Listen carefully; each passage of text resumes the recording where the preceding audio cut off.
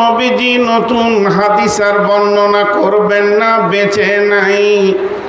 কিন্তু আমার রব তার গোলামকে দিয়ে পৃথিবীর সমস্ত জীবিত গোলামদেরকে প্রতিদিন 5 বার ডাকছেন আর বলছেন, আয় তোরা সফলতা লিবি তাই, তোরা কামিয়াবি নিবি তাই, তোরা পরিপূর্ণ সফলতা তোদের প্রয়োজন আছে, এটা নিবি তো তোরা আয়।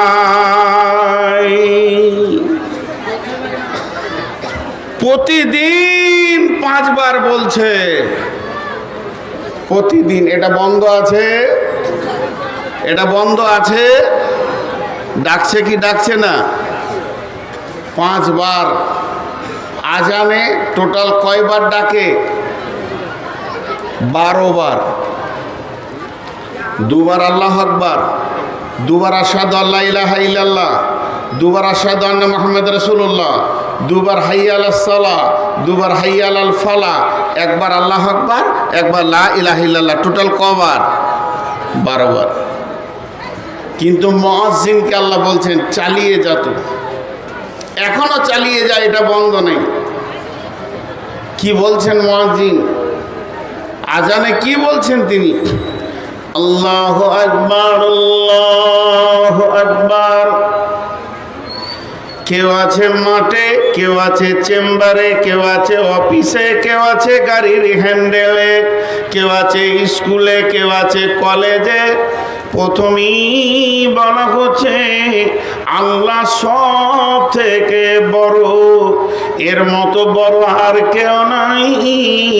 হে মানুষ, তোমরা যে যেখানে আছো শুনে নাও, আমি আল্লাহ তরফ থেকে তোমার কানে পৌঁছাছি।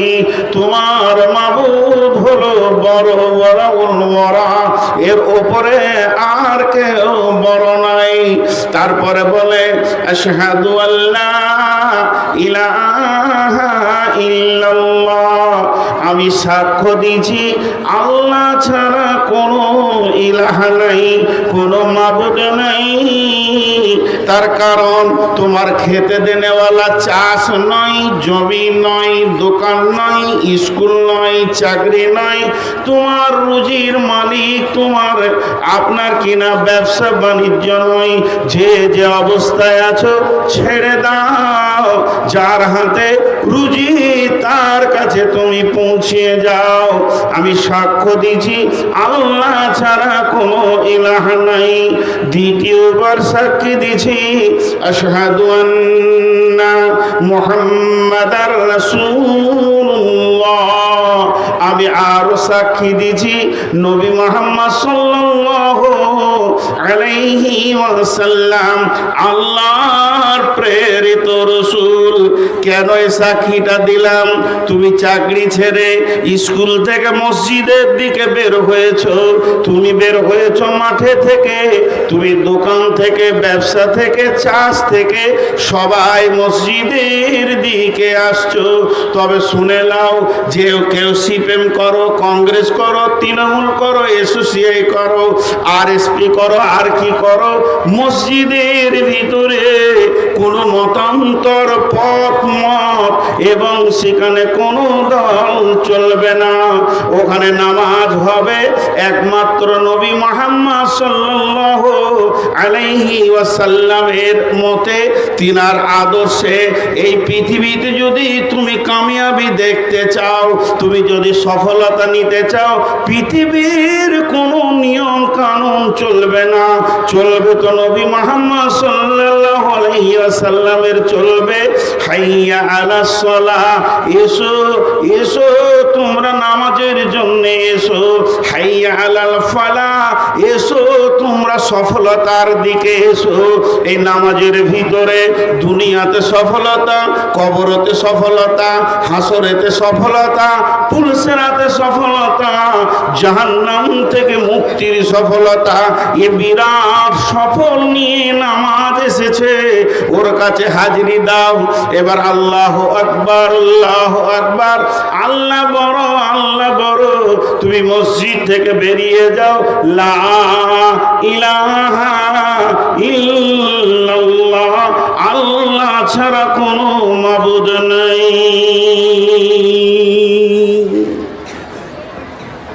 আমি শর্টে বললাম, শর্টে। তার মানে সফলতার জন্য ডাকছে। 5 বন্ধুতে আমরা বসেছি, বিজনেস করব। উদাহরণটা মন দিয়ে শুনেন। একজন বলছে পাথরের বিজনেস কর, লাভ আছে। আর একজন বলছে না, একমাত্র বালির বিজনেসে লাভ আছে। বলছে এসব ভেজাল ছেড়ে দে, কাশ্মীর থেকে টাটকা ফল নিয়ে আয়, এটা লাভ আছে। যার যা মাথায় আছে সে সেই দিকে সফলতা দেখছে। আর একজন বলছে ফলও হবে না, অন্ধ্র থেকে মাছ নিয়ে আয়।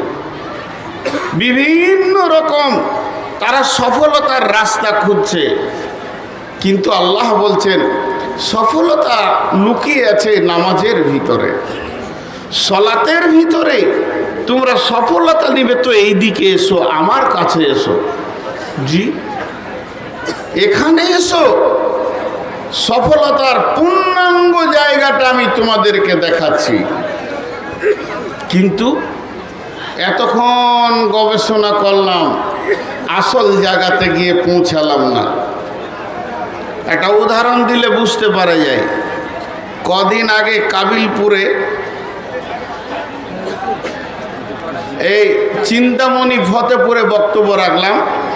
বক্তব্যের বিষয়বস্তু ছিল আজকে মুসলমানদের এত বিপর্যয় কেন, কেন এই অবস্থা? তার একটাই কারণ। কারণটা কি? আপনি একটা কাগজ আর কলম নিয়ে বসে যান, ভারতের যত মন্ত্রী আছে কেউ এদের ওপরে রাজি নাই। এদের ওপরে কেউ রাজি নাই, না প্রধানমন্ত্রী, না অমিত শাহ, না যোগী, আরো সব খবিস শয়তানেরা ভিতরে লুকিয়ে আছে যারা মুসলমানদের উপরে রাজি নেই। ও কথাকে জমার খাতায় রেখে দেন, ও কথা জমার খাতায় রেখে দেন। ওদেরকে একদম গুরুত্ব দিন না। খালি একটা কথা এখানে উঠে একজন দাঁড়িয়ে বলে দিই, আল্লাহর কসম, আমার ব্যবহারে, আমার আচরণে, আমার চেহারায়, আমার আমলে আমার আল্লাহ রাজি আছে। বলে দেখ একজন, বলে দেখ একজন যে আল্লাহ রাজি আছে আমার উপরে। আমি চেয়ারে বসে মাইকে কথা বলছি, আমি নূর মোহাম্মদ আল্লাহর কসম করে বলছি, আমি নিজের ব্যাপারে সন্দেহ করি যে আমার আল্লাহ আমার উপরে রাজি আছে কিনা। তবে আমি আশা রাখি আমার আল্লাহ রাজি থাক। তাহলে আল্লাহ রাজি নেই। আল্লাহ তাবারাক ওয়া তাআলা বলছেন ফালইয়াবুদু রাব্ব হাযাল বাইত আল্লাযী আত'আমাহুম মিন জু'ইন ওয়া আমানাহুম মিন খাউফ।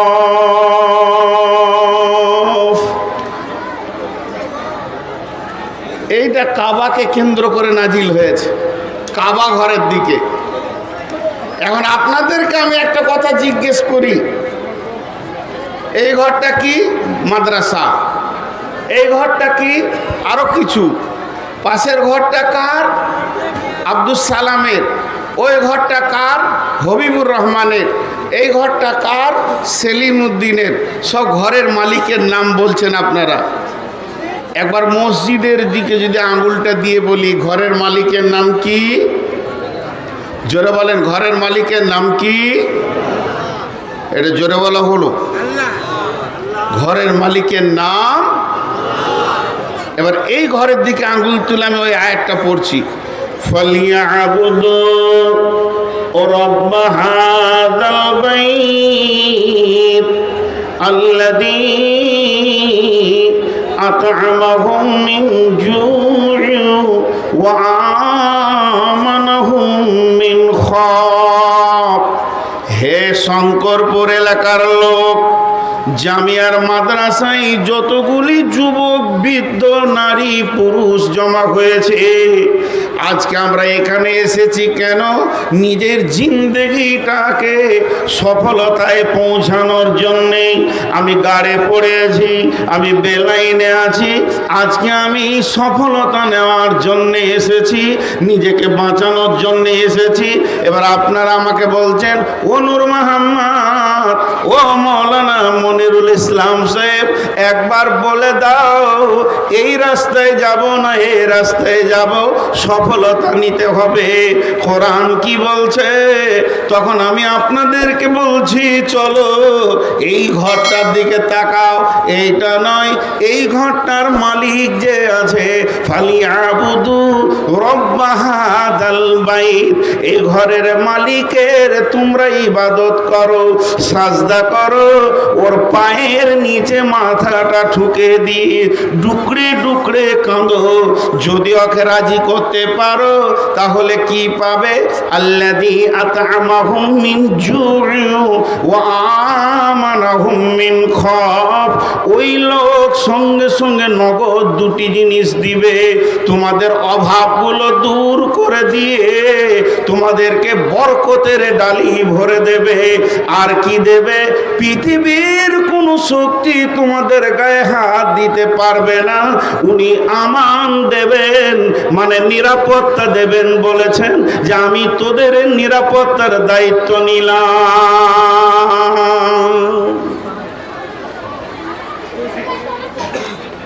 কে কার কথা শুনে?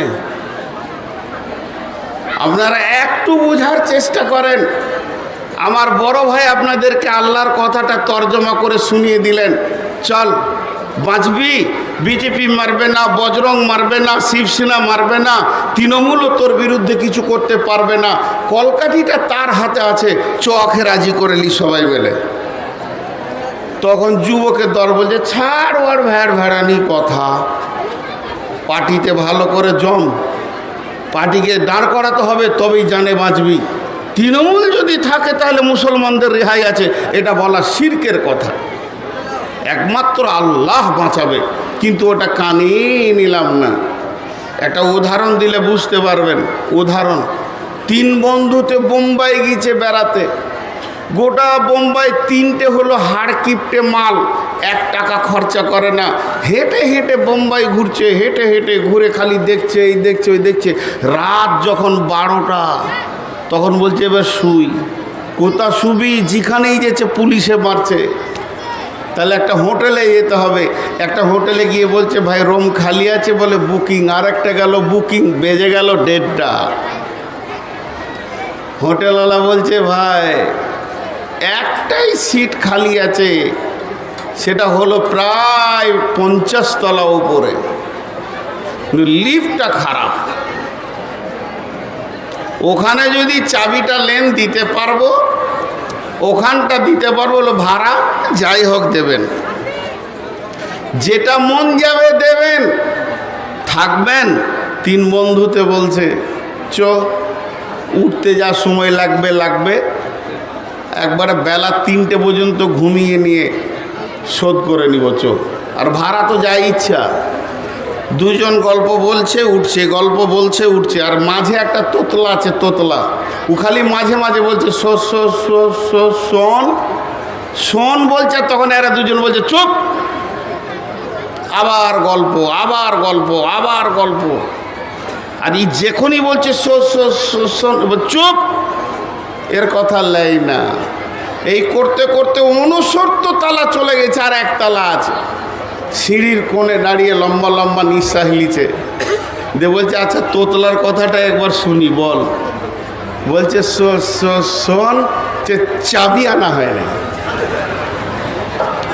এতক্ষণে শুনলি? বা এতক্ষণে শুনলি রে, চাবিটাই আনতে ভুলে গেছে। আল্লাহ তাবারক ওয়া তাআলা বলছেন, তোদের সফলতা পৃথিবীর কোন রাজনৈতিক দল দিতে পারবে না। তোদেরকে শান্তি দেবে কে? তোরা শান্তি পাবি কোথায়? ওয়াদাল্লাহুল্লাযীনা আমানু মিনকুম ওয়া আমিলুস সালিহাতি লা ইস্তাখলিফান্নাহুম ফিল আরদি কামা ইস্তাখলাফাল্লাযীনা মিন ক্বাবলিকুম। একটু ধ্যান দি কথাটায়, আপনারা আমার সঙ্গে উত্তর দেন। গোটা কোরআনে একটা মিথ্যা আছে? আস্তাগফিরুল্লাহ।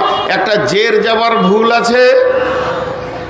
আল্লাহ একটাও, বলতে লজ্জা লাগছে কিন্তু বোঝানোর জন্য বলছি, কোনো ভুল কথা বলেছেন কোরআনে? জি না, সব ঠিক। এবার বলেন, আমি ওয়াদা করলাম আজকে জালসায় আসব, এই ওয়াদাটা আমি রক্ষা করেছি না আল্লাহ আমাকে তৌফিক দিয়েছেন? আল্লাহ তৌফিক দিয়েছেন। আল্লাহ যদি তৌফিক না দিত তো রাস্তায় পড়ে থাকতাম। তাহলে মানুষ যে যা ওয়াদা করবে তৌফিক চাইতে হবে আল্লাহর কাছ থেকে, সাহায্য চাইতে হবে সেটা পুরা করার জন্য। কিন্তু আল্লাহ যদি ওয়াদা করেন, জোরে বলেন, আল্লাহ যদি ওয়াদা করেন, আল্লাহ কি কারো কাছে তৌফিক চাইবে? না, আল্লাহ নিজেই সক্রিয়। আল্লাহর ওয়াদা ফেল হবে এরকম মনে হচ্ছে কাউকে? এতটি লোক একজন হাত তুলে বলেন যে হ্যাঁ আল্লাহর ওয়াদা ফেল হতে পারে। হবে না। সেই আল্লাহ কি ওয়াদা করছে দেখেন, ওয়াদাল্লাহুল্লাযীনা মিনকুম ওয়াদাল্লাহুল্লাযীনা মিনকুম। আল্লাহ তাবারক ওয়া তাআলা বলছেন, আমি তোদের সঙ্গে ওয়াদা করছি রে, যিনি আমাদের মাবুদ, যিনি আমাদের রব, যিনি সত্যর সত্য, মহাসত্য, তার উপরে সত্য কিছু নাই, সত্যের শেষ আল্লাহ। সে রব বলছেন, ওয়াদাল্লাহুল্লাযীনা মিনকুম ওয়া আমিলুস সালিহাতি। রে মুসলমান, তোরা ভালো আমলে ঢুকে যা। যখনই তোরা ভালো আমলে ঢুকে যাবি, যখনই তোরা তওবা করে নিবি, 100-তে 100 জন মসজিদের ভিতরে ঢুকে যাবি, তা আমি কি করব? লা ইস্তাখলিফান্নাহুম ফিল আরদি কামা ইস্তাখলাফাল্লাযীনা মিন ক্বাবলিকুম। যেমন আমি পৃথিবীতে পূর্বে বিজয়ী দেখিয়েছি, আজকেও তোদেরকে বিজয়ী দেখাবো। অর্থাৎ শুনেলে, আজকে রাত্রিতে যখন ঘুমাবি তখন দেখবি ভারতবর্ষের গদিতে একজন হিন্দু RSS বেঈমান বসে আছে। সকালবেলায় উঠবি তো দেখবে একটা পাক্কা ইমানদার 5 ওয়াক্তের মুসল্লি বসে আছে। আমাকে কোনো ব্যালট লাগবে না, আমাকে কোনো ভোট লাগবে না, আমাকে ইলেকশন লাগবে না। আমি রব সেকেন্ডের ভিতরে হুকুমতকে, ক্ষমতাকে চেঞ্জ করে দিতে পারি, যেমন এর পূর্বে করেছিলাম। কেমন করে করবে?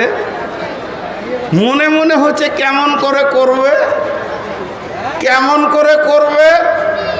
আল্লাহকে বেশিক্ষণ লাগে না। বাহরাইন সম্রাটের যদি ঘটনাটা লম্বা, আমি ধরছি না। একজন সাহাবী 30 জন সঙ্গে করে নিয়ে, 29 জনকে সঙ্গে করে নিয়ে 30 জন যখন সম্রাটের দরবারে পৌঁছালো রসুলের চিঠি নিয়ে, শুধুমাত্র একজন সাহাবীর চরিত্র দেখে, এদের ব্যবহার দেখে বাহরাইন সম্রাট কালেমা পড়ে নিলেন। তো আল্লাহ তাবারক ওয়া তাআলা এতগুলি মুসলমানের মুখ পানে তাকিয়ে মুদিকে আল্লাহ হেদায়েত দিয়ে দিবে। ওই থাকবে, ওকে আল্লাহ হেদায়েতের দরজা খুলে দেবে। যে উমর রসুলের জান আনতে গেছিল, সেই উমর রসুলের পাহারাদার হয়ে গেল সারা জীবন। এটা আল্লাহকে বেশিক্ষণ লাগে না। কিন্তু আমাদের কামিয়াবি খুঁজছি আমরা অন্য জায়গায়, আছে যে জায়গায়, সে জায়গায় আমরা খুঁজছি না। জি, আল্লাহ আবার কেমন বলছেন দেখেন, আল্লাহর কথাগুলো কত সুন্দর, কত রচনা শৈলী সুন্দর। বিসমিল্লাহির রহমানির রহিম। والشمس وضحاها والقمر إذا تلاها والنهار إذا دلاها والليل إذا يغشاها والسماء وما بناها والأرض وما طحاها ونفس وما سواها فألهمها فجورها وتقواها قد أفلح من زكاها وقد خاب من دثاها।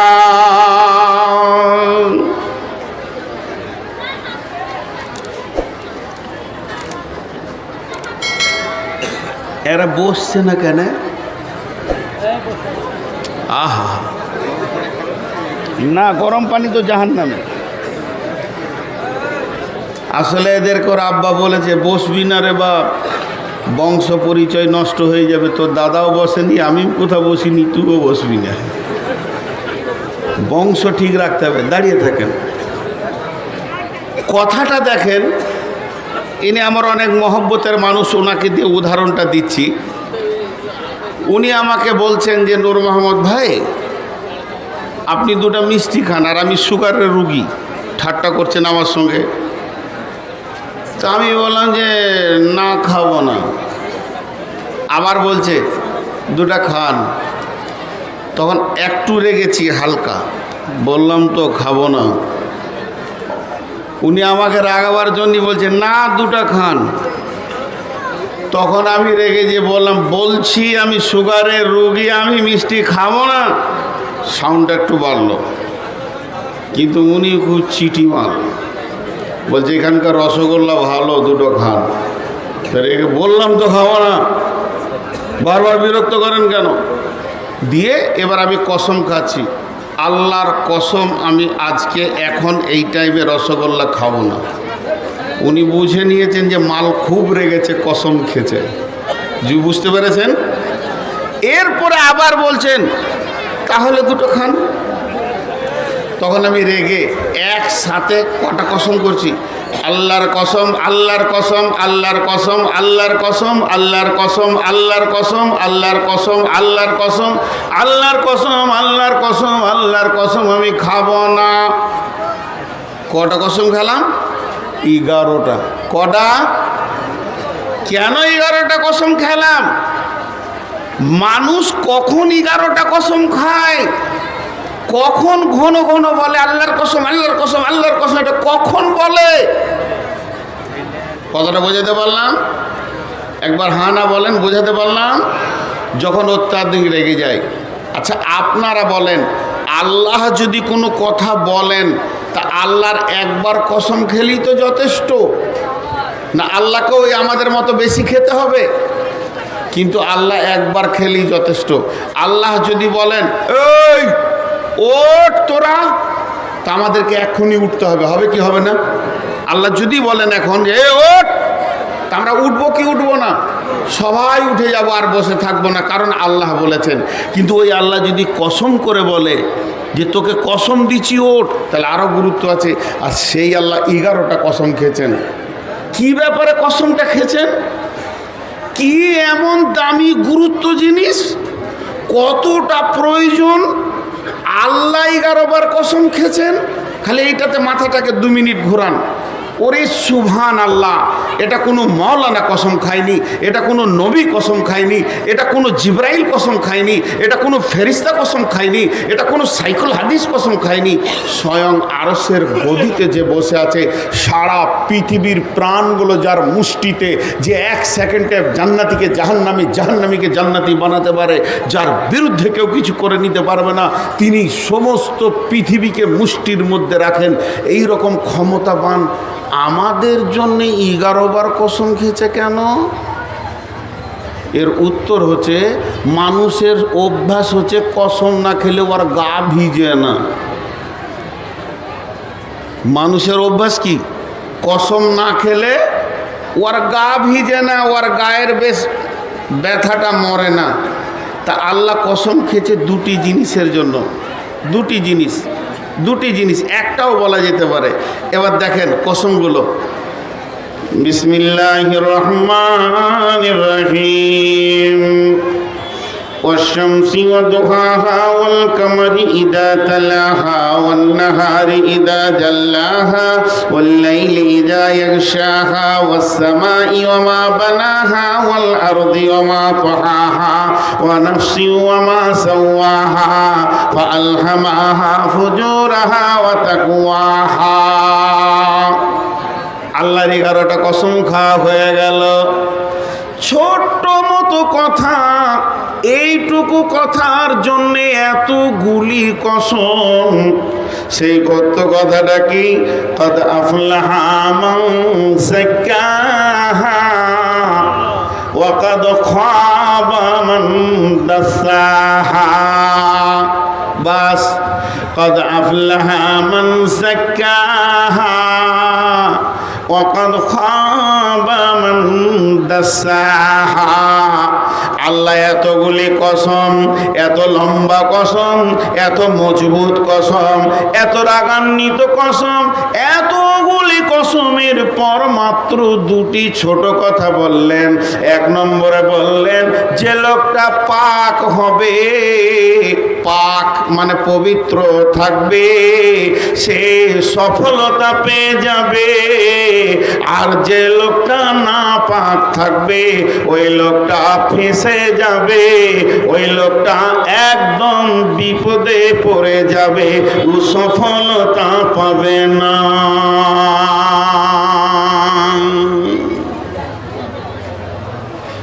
আমি বুঝাতে পারলাম?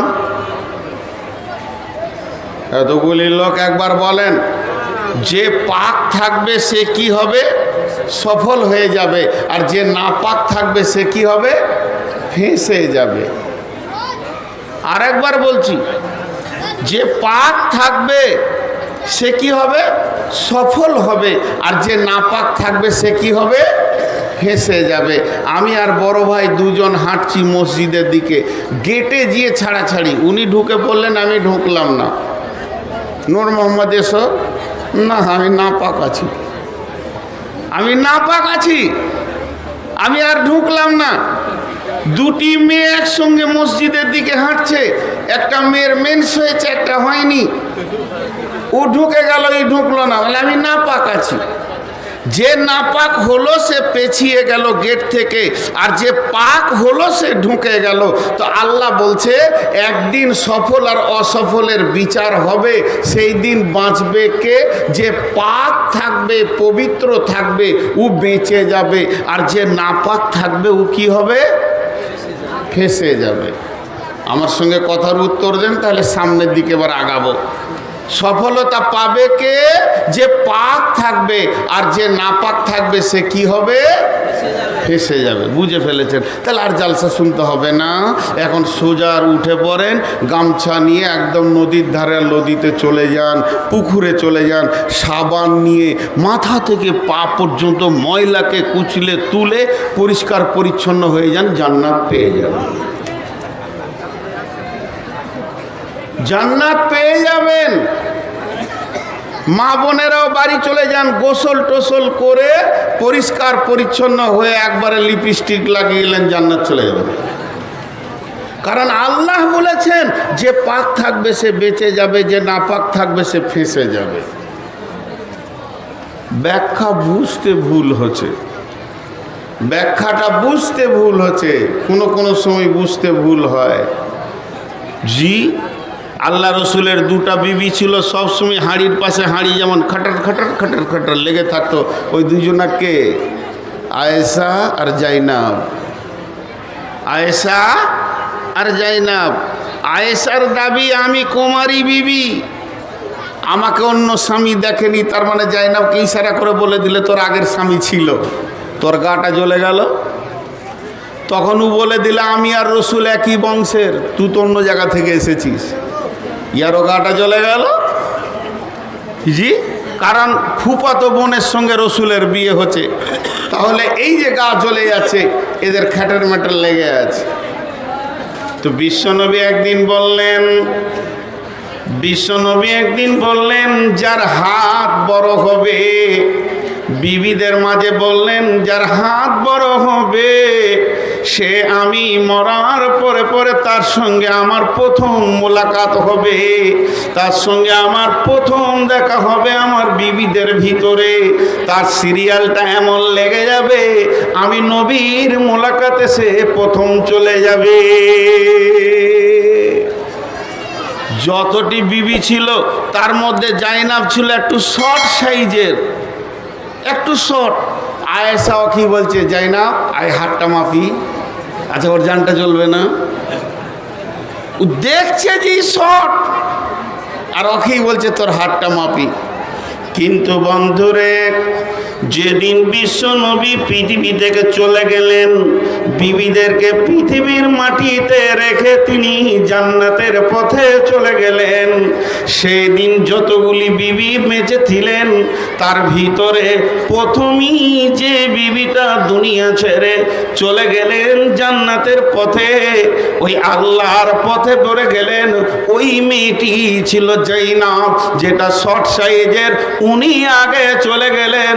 যেদিন উনি মারা যান, ওই আয়েশা যে বারবার ওর হাত মেপেছিল, সে আয়েশা জাইনাবের মাথার কাছে বসে বলছে, বুবুরে তুমি আগে রসুলকে পেয়ে গেলে, তুমি আগে চলে গেলে, আমাদের ব্যাখ্যাটা বুঝার ভুল ছিল।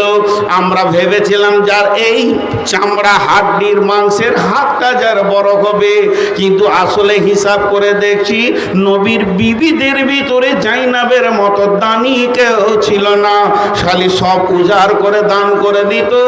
আজকে ব্যাখ্যাটা বুঝলাম, যার দানের হাত বড় হবে সে আগে যাবে। তাহলে এখানে পাক আর না পাক বলতে কি? আল্লাহ তাবারাক ওয়া তাআলা বলছেন, আম্মা জান আয়েশা বলেন, ইয়া রাসূলুল্লাহ আমাকে পবিত্র হওয়া শিখিয়ে দেন। আমি তো মহিলা মানুষ, আমাকে এত সুন্দর করে পবিত্র হওয়াটা শিখিয়ে দেবেন, আমি যেন পাক হতে পারি, আমি যেন পবিত্র থাকতে পারি। তখন বিশ্বনবী বলেন, আয়েশা রে, সব থেকে বড় পবিত্র হলো রুজিকে পাক করা, রুজিকে পাক করা, হারাম থেকে নিজেকে বাঁচানো। তার কারণ হচ্ছে, শরীরে যদি ময়লা লেগেও যায় সাবান দিয়ে ধুলে পাক হয়ে যাবে। আপনি আমি যদি না পাকও হয়ে যাই তাহলে গোসল করলে পাক হয়ে যাব, কিন্তু হারামখোর কোনোদিন মহাসমুদ্রে ডুবে থাকলেও পাক হবে না। হারামখোরকে পাক করার একটাই রাস্তা, ও আমার মা, ওরে আমার বোন, সোনার ভিতরে খাদ ঢুকে গেলে যতক্ষণ পর্যন্ত অ্যাসিডে বা আগুনে না নিয়ে গেছে আসল সোনা বের হবে না। হারামখোরকে পবিত্র একটা জিনিসে করতে পারবে, তার নাম হলো জাহান্নামের আগুন। এর জন্য আমার আল্লাহ বলছেন, পৃথিবীর বুকে যত হারাম আছে তার থেকে তুই নিজেকে বাঁচা। খবরদার হারামের দিকে যাবি না, হারাম খাবি না, হারাম চিন্তা করবি না। কদ আফলাহা মান যাক্কাহা, যে নিজেকে হারাম মুক্ত করতে পারবে ওই লোকটা বেঁচে যাবে, কামিয়াবি পাবে, সফল কাম হবে। ওয়াকাদ খাবা মান দাসাহা, আর যে লোকটা হারামের সঙ্গে গোলতাল মিলিয়ে জীবন কাটাবে ওই লোকটা কোনোদিন পাক হতে পারবে না।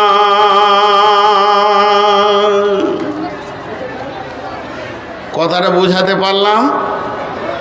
আরে হ্যাঁ না বলে না? সুদ খোয়া হালাল না হারাম? হালাল, মাশাআল্লাহ। এই গাঁয়েই বাস করবো রে ভাই। আপনি এগুলো শিখাচ্ছেন নাকি? দেখেন ভালো মৌলবি পেয়েছেন আপনারা। সুদ খোয়া, সুদ খোয়া হারাম। তো সব থেকে বড় সুদখোরের নাম হচ্ছে হজরতে আব্বাস রাদিয়াল্লাহু তাআলা আনহু, রসুলের নিজের চাচা। আরবে এত বড় সুদখোর আর কেউ ছিল না, বুঝছেন? কিন্তু হজরতে আব্বাস যখন কালেমা পড়লেন, নিজেকে পবিত্র করতে গেলেন, রাসূলুল্লাহ সাল্লাল্লাহু আলাইহি সাল্লামের কাছে তৌহিদের পানিতে গোসল করতে গেলেন, তো উনি আল্লাহ রসুলের কাছে কালেমা পড়লেন, আশহাদু আল্লা ইলাহা ইল্লাল্লাহু ওয়া আশহাদু আন্না মুহাম্মাদান আবদুহু ওয়া রাসূলুহু। কালেমা পড়া হয়ে গেল। কালেমা যে শেষ হয়ে গেল, বিশ্বনবী ঘোষণা দিয়ে দিলেন, ও আরবের মাটির লোক, আমার চাচা এতদিন বেঈমান ছিল, সে সুদের ব্যবসা করেছে, আজকে সে কালেমা পড়ে নিয়েছে, আর আমার চাচা সুদ খাবে না এমন গোসল করেছে, আর ময়লার সঙ্গে নিজেকে মিশাবে না। অতএব তোমরা যারা আমার চাচার কাছে টাকা ধার নিয়েছো সুদের ওপরে, তারা আজ থেকে শুনে নাও, তোমাদেরকে আর সুদ লাগবে না, শুধু আসলটাই দিলে হয়ে যাবে। এই ঘটনা যখন বিশ্বনবী বলে দিলেন আরবের লোককে, তখন একজন দৌড়ে গিয়ে বলছে, ও আব্বাস, তুমি কি বড় লস করলে আব্বাস, তোমার ভাতিজা, তোমার ভাইপো, তোমার ভাস্তা এমন ঘোষণা করে দিল মজলিসে, আমার চাচার আর সুদের টাকা লাগবে না, তোমার তো লাখ লাখ টাকা লস হয়ে গেল। হযরত আব্বাস যে ঘোষণা দিয়েছে, ও আরবের লোক শোনো, মক্কার লোক, মদিনার লোক শোনো, আমি এতদিন বেঈমানি জগতে ডুবেছিলাম, মুশরিকের চেম্বারে ডুবেছিলাম, এত জঘন্য জায়গায় ডুবেছিলাম, ওই জন্যে আমার হাতে পায়ে যেমন পায়খানা পেশাব লাগে, সুদ মদ সবই লেগেছে। আজকে আমি তৌহিদের পানিতে গোসল করে নিজে পবিত্র হয়ে গেছি, আর আমার গায়ে ময়লা নাই, এক তিল ময়লা নাই, আমি পরিষ্কার হয়েছি। আমার ভাতিজা আমাকে পরিষ্কার করে দিয়েছে, পূর্বের গুনাহ আমার মাফ হয়ে গেছে, আমার গায়ে একটা কলঙ্কের দাগ নাই। তো আমি আল্লাহ পেয়েছি, রসুল পেয়েছি, পবিত্র দিন পেয়ে গেছি। এই খুশিতে আমার ভাতিজা যে ঘোষণাটা করেছে সুদ লাগবে না, আসলটা লাগবে, যোগ্য ভাতিজা ঠিক কথা বলেছে, তবে আমি আর একটু অফার দিছি, আমি আসলটাও মাফ করে দিলাম। ঈমান আনার সঙ্গে সঙ্গে কাজ কেমন? তাহলে বলেন, এদের সাবানটার ভিতরে কয়লা ছিল না, কাপড় কেচেছে, কাপড় সাফ। আর আমি নামাজি, আমি পরেশগার, আমি আলদাবাই, আমি মিথ্যা বলি, আমার সুদের ব্যবসা আছে, আমার এনজিও আছে, আমার অনেক গ্রুপের সঙ্গে টাকা দেওয়া আছে মা বোনেদের, অথচ ও নামাজি। আচ্ছা বলেন, ও পবিত্র আছে? সাদা কাপড়ে পেশাব পায়খানা সব কিছু লেগে আছে। আল্লাহ বলছে তুই ফেঁসে গেছিস, হয় পরিষ্কার সাদা হ, আর না হয় ময়লা নিয়ে থাক। আপনাদেরকে বোঝাতে পারলাম? আমি এতক্ষণ কি বুঝালাম? টোটাল আমার বক্তব্য আমি 1 ঘন্টা দিয়ে ফেলেছি। 1 ঘন্টায় আপনাদেরকে কি দিলাম? যদি এখন জালসাটা বন্ধই হয়ে যায় বা আমি মারা যাই, আগামী কাল সকালে আপনার বিআই আপনাকে ফোন করে বলবে, ভাই জালসাটা হলো? বলে হ্যাঁ হয়েছে। ভাই নূর মোহাম্মদ এসেছিল? বলে হ্যাঁ এসেছিল। তো মারাই গেল। তো উনি বক্তব্য রেখে গেছেন মাত্র 1 ঘন্টা। 1 ঘন্টায় আপনি কি পেয়েছেন? আপনি বলবেন আমি 1 ঘন্টা তো ওনার কাছ থেকে একটা জিনিস পেয়েছি। আল্লাহর কাছে যদি সফল পেতে হয় তো নাপাক হারাম থেকে নিজেকে বাঁচাতে হবে। যে হারাম থেকে বাঁচবে সে সফলতা পেয়ে যাবে। আর সফলতাটা কত গুরুত্ব, সফলতাটা কত গুরুত্ব, সফলতাটা কত গুরুত্ব, সফলতাটা কত গুরুত্ব। ওহি বন্ধ হয়ে গেছে, নতুন হাদিস তৈরি হচ্ছে না, কিন্তু আল্লাহর তরফ থেকে সফলতার ডাক প্রতিদিন 5 বার চলছে। চলছে কি চলছে না? এরা হ্যাঁ না বলে না। আর ওই বেটা ছেলেটি ওই দিকে দাঁড়িয়ে আছে, তোদের শাশুড়ি ওই দিকে আছে নাকি রে? বেয়াদবের দল, পানি খায় আছে বলে। বাস আর কতক্ষণ? 10 মিনিট নাকি? আমার কতক্ষণ? তার কত? ওগুলো বকেন না তো। আর কত আমাকে তো দুটো কালেকশনও করতে হবে, সময়টা বলবেন তো সেরকম করে হবে। দেখেন উঠছেন কে? ওই মিয়া বইয়া যান, বাংলাদেশের ভাষা। জি বসেন বসেন। হ্যাঁ কি হলো? ওরা বসবে না, বসিয়েন না ভাই, হাতগুলো ধরে বলছি। যদি বসে যান তা আপনাদের মান সম্মান চলে যাবে, কারণ আপনার বাপ দাদারা জীবনে বসে নাই। ওই ওই মোবাইলওয়ালা তুই আগে বস। আর এখানে মোবাইলওয়ালারা এমন করে মোবাইল দিয়েছে,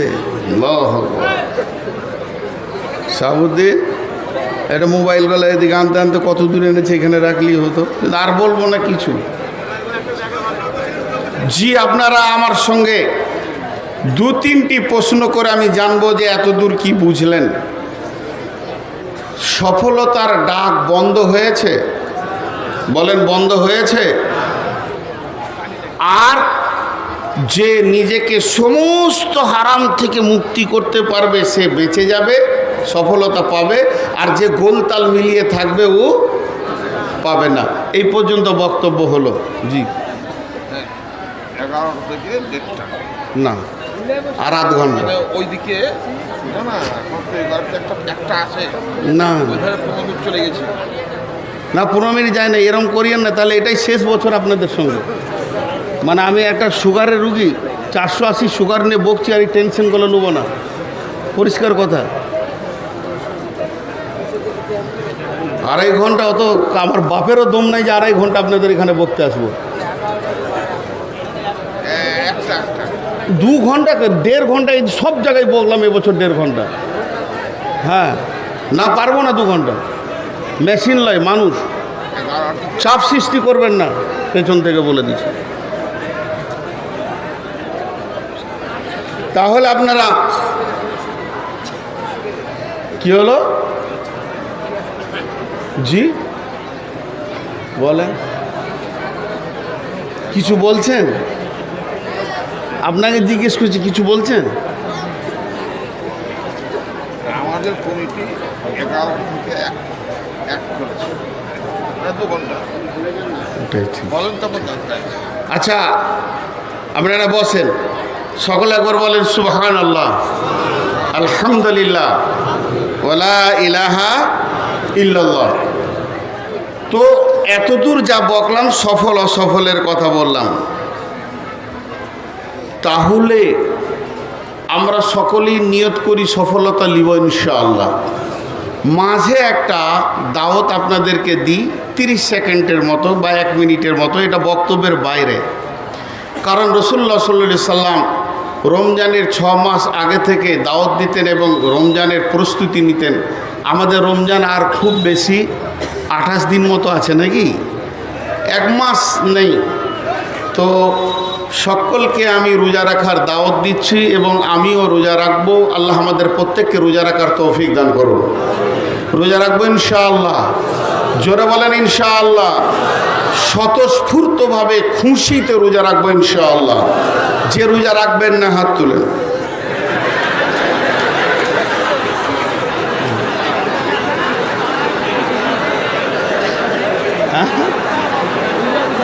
উল্টা বুঝেছে।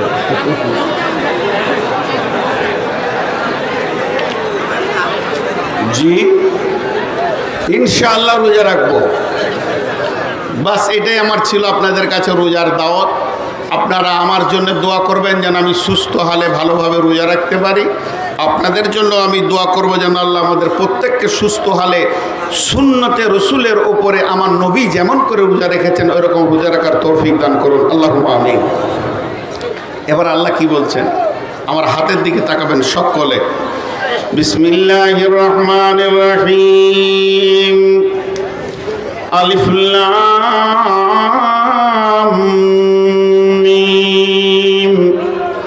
যালিকাল কিতাবু লা রাইবা ফীহি হুদাল লিল মুত্তাকিন الذين يؤمنون بالغيب ويقيمون الصلاة ومما رزقناهم ينفقون والذين يؤمنون بما أنزل إليك وما أنزل من قبلك وبالآخرة هم يوقنون আল্লাহ কটা কথা বললেন? 8টা। কয়টা বললেন? সবাই বলি কয়টা বললেন? 8টা। 8টা কথা বলার পর আল্লাহ কি বলছে দেখেন, উলাইকা আলা হুদাম মির রাব্বিহিম ওয়া উলাইকা হুমুল মুফলিহুন।